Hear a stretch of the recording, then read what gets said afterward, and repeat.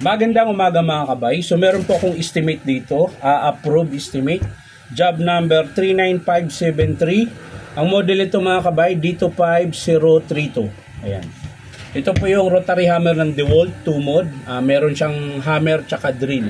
So ang papalitan nito mga kabay, ayan, spindle. Ito po yung bagong spindle niya. Lever mga kabay, tsaka yung o-ring. At yung kanyang brush holder set na meron na siyang carbon brush. So tara mga kabay, samahan nyo ko, kakabit natin. So yan mga kabay, unahin natin ng pagkalas yung kanyang dulo ng spindle. Ayan, yung cap.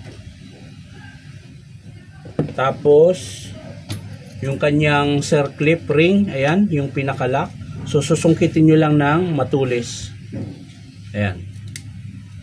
So ayan na po yun, oh. Yan po yung lock niya. Yan. Tapos pwede nyo nang iangat yan. Tanggalin nyo yung bulitas.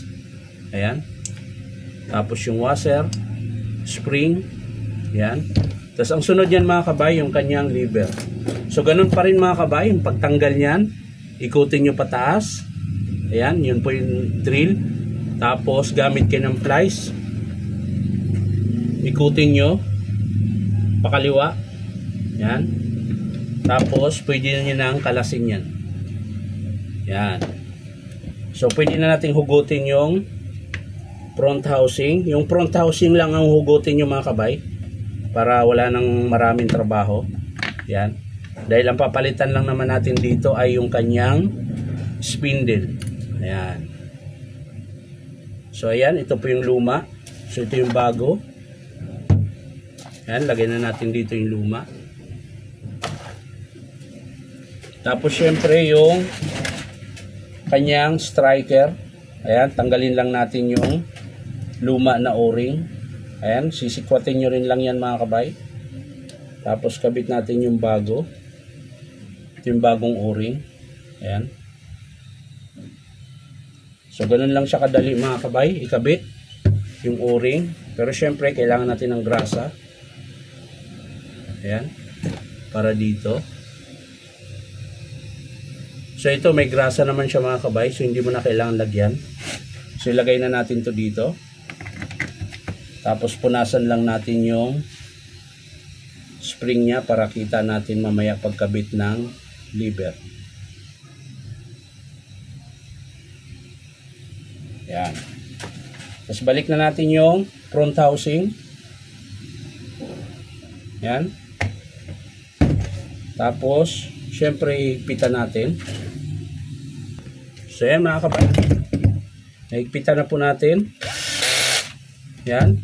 So ang sunod yan mga kabay, yung lever lagay natin. So bago yan, paandarin mo muna. Ako kung gagana to, hindi pa natin napalitan ng brush holder. Kailangan natin nakalagay sa gitna yung kanyang spring. Ayan. Laging nasa gitna yung spring mga kabay. Ayan. Nakikita nyo yan. Para pumasok yung lever natin. So ganun din mga kabay. Kung paano mo kinalas kanina. Ganun din po yung posisyon. Pag pinasok nyo. Ayan. Tapos angat nyo. Ikot naman siya pa kanan. Ayan. Pa kanan naman ang ikot. Ayan. So ayos na siya mga kabay. So ayan mga kabay, kakabit na po natin yung spring ulit. Ayan, washer. Tapos yung bulitas niya mga kabay. Ayan, pipress nyo lang pababa para maipasok nyo yung bulitas. Ayan, pagkatapos yung kanyang sleeve. Tapos yung lock na ring. Ayan, press nyo lang pababa. Tapos gamit kayo ng flat screw. Tutulak nyo siya pababa. Ayan. So, ayos na mga kabay. Lagay natin yung cap. Yun. Siyempre, testing natin kung hindi siya makalas. Yun. Ayos na mga kabay. So, ang last natin ikabit mga kabay, yung brush holder. Ayan. So, bubuksan muna natin ito. Yung screw. So, ayan mga kabay. Nabuksan na natin yung screw. So, tanggalin na natin yung takip. Ayan. Tapos bunutin natin tong dalawang wire, yan ang gagaling sa switch. At syempre yung rubber, tapos yung lock ng armature mga kabay, susungkitin nyo. Ayan. At pinakalas yung kanyang screw. Ayan, may screw po yan dito na dalawa. Ayan, kailangan yung kalasin. Hugutin nyo siya mga kabay. Ayan, kabilaan po yan. Ayan. Tapos angat nyo yung spring para hindi sasabit yung lumang carbon. Ayan, bago nyo hugutin. So pwede nyo sikwatin mga kabay. Alog-alogin nyo lang. Tapos sabay tanggal. So yan, humarang yung carbon. Sungkitin lang natin. Yan. Yun yung luma. So ito yung bago mga kabay. Ayan. Ganun din po yung pagpasok niyan mga kabay. Yan.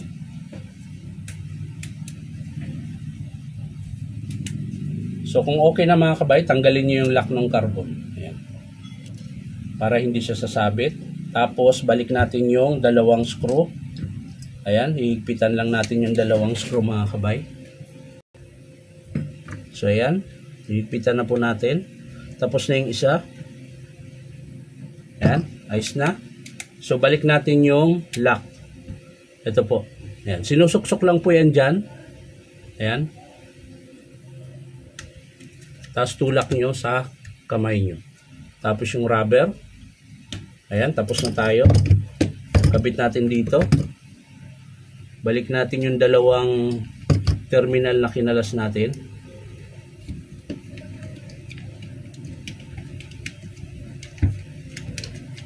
Tapos, ayan.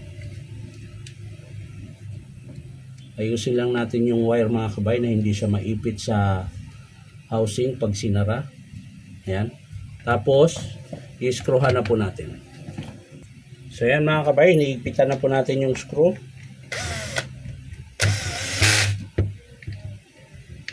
Ayan. Tapos syempre testing natin kung gumagana. Testing natin yung kanyang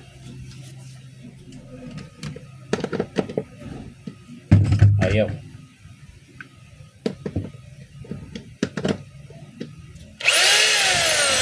Ayan mga kabay, naka-drill po yan. Nakalagay sa drill yan. Ilagay natin sa hammer.